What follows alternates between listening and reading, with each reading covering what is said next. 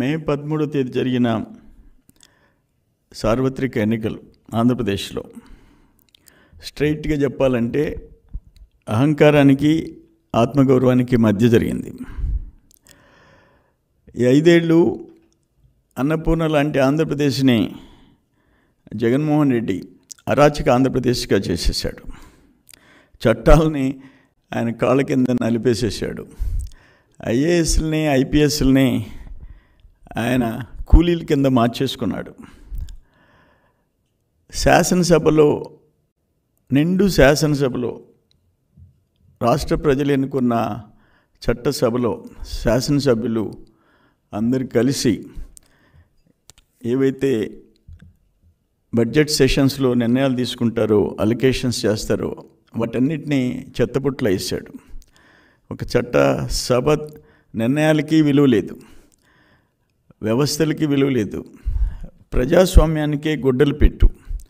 ఇప్పుడు long time back Bihar రాష్ట్రం 2-3 దశాబ్దాల క్రితం బీహార్ రాష్ట్రం ఎట్టుండిందో ఆ పరిస్థితి ఈరోజు వచ్చింది ఆంధ్రప్రదేశ్కి.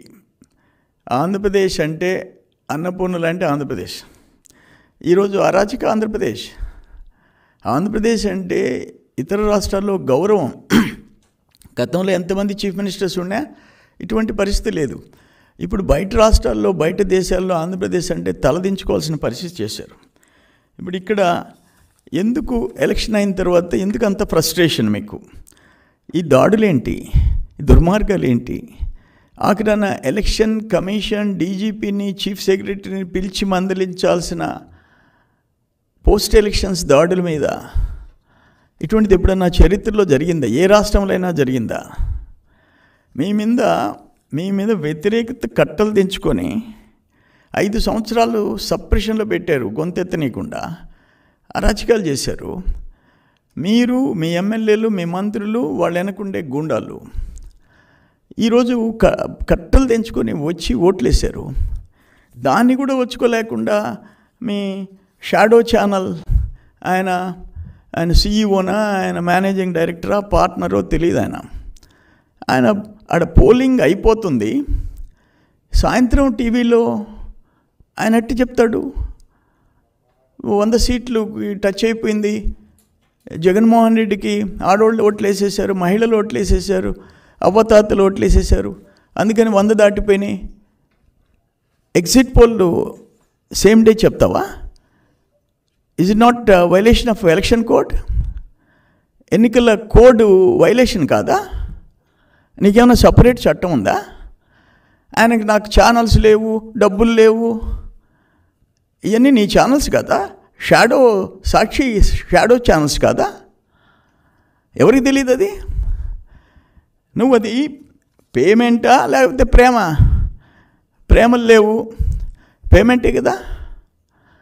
ఎన్ని వేల కోట్లు తగలబెట్టారు మీరు ఇక్కడి నుంచి ఢిల్లీ ఛానల్స్ దాకా?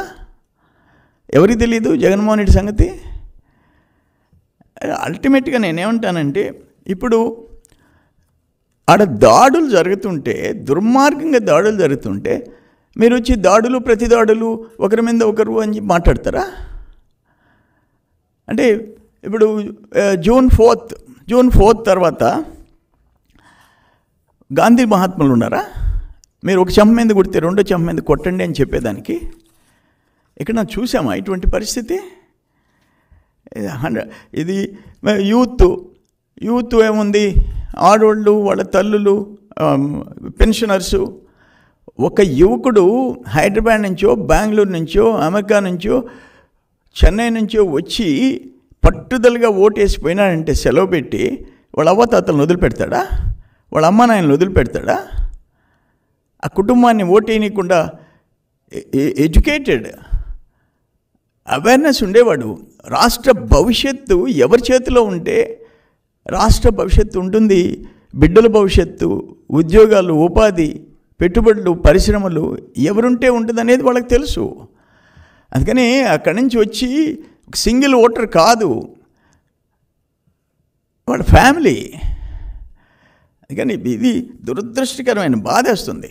ఇప్పుడు మంత్రులు, ఎమ్మెల్యేలు దగ్గరుండి దాడులు చేస్తుంటే ఏం చేయాలా? ఇప్పుడు ఎగ్జాంపుల్ ఒకటి వినిపిస్తా మీకు. ఆయన గ్రేట్ అగ్రికల్చర్ మినిస్టర్. పాపం కొంతమంది తెలిసి తెలియక ఎగిరి పడుతున్నారు. 20 రోజుల తర్వాత మిమ్మల్ని దేవుడు కూడా కాపాడలేడనేటువంటి మంచిగా ఉంటే ఎంత మంచిగా ఉంటానో మీరు ఒకవేళ ఎవరన్నా ముచ్చట పడుతున్నారేమో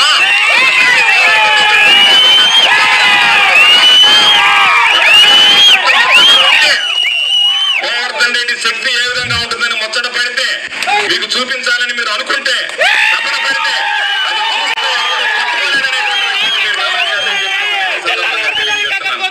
మంచిగా ఎంత మంచిగా ఉంటానో చెడు తిరిగితే నేను ఏడడం మొదలు పెడితే ఈ గ్రామంలో కూడా ఉండకుండా వెళ్ళిపోయినటువంటి పరిస్థితి. మంచిగా ఉంటాం, మంచి కాదు అనుకునే కనుక ప్రవర్తిస్తే ఏమీ ఇబ్బంది ఉండదు. ఒక్కసారి మీరు తట్టి లేపుతున్నారు, లేచిన తర్వాత ఏమవుతానేటువంటిది కూడా ఒక్కసారి మీరు గుర్తుంచుకునేటట్టుగా ప్రతిసారి తనామణ అనేటువంటిది ఒకటి ఉండేది. ఎవరో ఒకరు తీసుకొచ్చి చెప్పేవాళ్ళు పానీలు అనుకునేటువంటి వాడిని.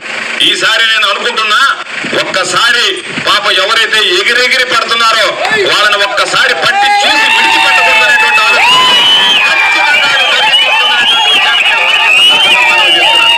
మీ అందరికీ నేను చెప్పేది, ఈరోజు ఈ ప్రాంతాలకు సంబంధించిన సంబంధం లేనటువంటి వాడు రేపు ఇక్కడ ఉండేటువంటి వాడు ఒకడు బెంగళూరుకు పారిపోతాడు, ఇంకొకడు హైదరాబాద్కు పారిపోతాడు. మీరు ఆలోచించి కాబట్టి మిర్రి పడ్డం అనేటువంటిది పెద్ద పని కాదు నాయన. కాస్త నేల విడిచి సాము చేయకుండా నేల మీద ఉండి సాము చేయడం అలవాటు చేసుకోండి. ఆయన ఇచ్చిన వార్నింగ్ 20 రోజుల తర్వాత తెలుగుదేశం వాళ్ళు ఎవరు స్థానికంగా ఉండలేరంట, బతకలేరంట. ఏంటిది? డెమోక్రసీ సచ్చిందా ఆంధ్రప్రదేశ్లో? ఏమనుకుంటున్నారు మీరు? అన్ఫార్చునేట్. ఈ విషయంలో నేనేమంటాను, రేపు మా గవర్నమెంట్ వస్తుంది, నో డౌట్. మినిమం 135 వస్తున్నాయి. మీ మాదిరిగా వై నాట్ 175 ఈ మేము చెప్పటంలే. మీకు కడపలో మీ పరిస్థితి ఏంటి? కడపలో కనుమరుగయ్యే పరిస్థితి వచ్చింది. నేనేం చెప్పాడు జగన్మోహన్ రెడ్డి, కడప సిటీలో మా అంజాద్ బాషా తప్పులుంటే మన్నించండి, నన్ను చూసి ఓటేయండి అని చెప్పుకోవాల్సి వచ్చింది ఒక డిప్యూటీ సీఎం కాన్స్టిట్యున్సీలో. మీ చెల్లెళ్ళు 2 చెల్లెళ్ళు, మీ తల్లి నీకు వ్యతిరేకంగా, మీ తల్లి ఆశీర్వదించింది నీకు వ్యతిరేకంగా, నీ పార్టీకి వ్యతిరేకంగా. ఇంకా అంతకంటే ఇంకేం కావాలా? కానీ కడపలో నీ సంగతి చూసుకో, మిగతా పడలే. కడప పార్లమెంట్లో మాకు మెజారిటీ సీట్లు వస్తున్నాయి. కడప పార్లమెంట్లో నెల్లూరు జిల్లాలో చెప్తుండా, ఉమ్మడి నెల్లూరు జిల్లాలో 10కి 10 వస్తున్నాయి. 10కి 10. ఎక్కడ మీరు గెలిచేది? మీరు దాడులు చేసేది 20 రోజుల తర్వాత మమ్మల్ని ధర్మేసేది ఇంపాసిబుల్. మేము అధికారంకి వస్తున్నాం, మేము వచ్చి మీ మీద దాడులు చేసేదానికి కాదు, రాష్ట్రాన్ని బతికించేదానికి, రాష్ట్రాన్ని గాడిలో పెట్టేదానికి, ఈ దుర్మార్గుల నుంచి కాపాడేదానికి. మేము కూడా 40 years నుంచి రాజకీయాలు చూస్తున్నాం. కాంగ్రెస్లో చూసాము, తెలుగుదేశం చూసాము. ఏంటి ఇది దుర్మార్గం? ఏంది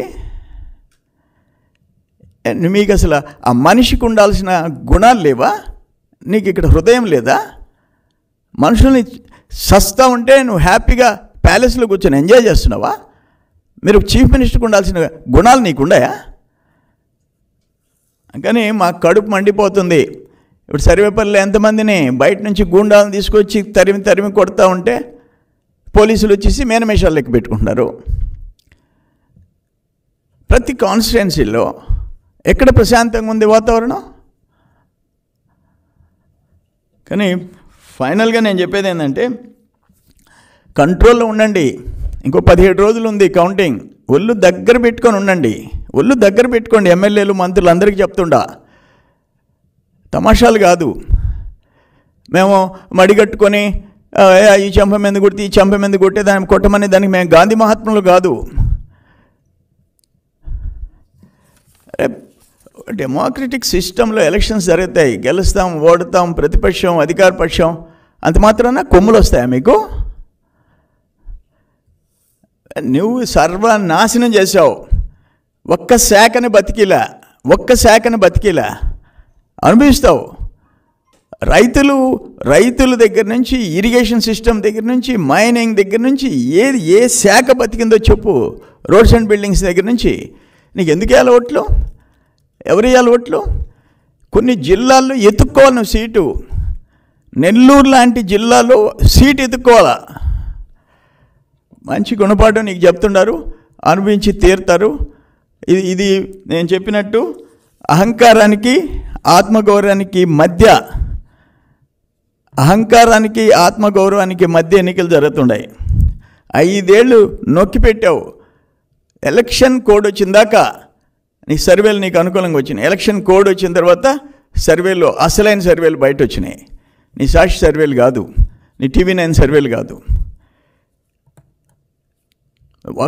ఒక రకంగా ఆంధ్రప్రదేశ్ ప్రజలు ఓటు వేసేదానికోసం వెయిట్ చేశారు. ఫస్ట్ ఫేజ్లో రాలేదని బాధపడ్డారు.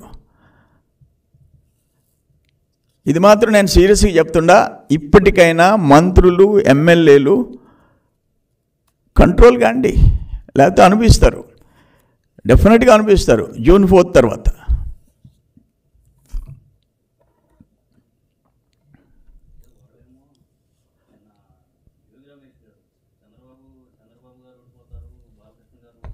పెద్దగా చెప్పా.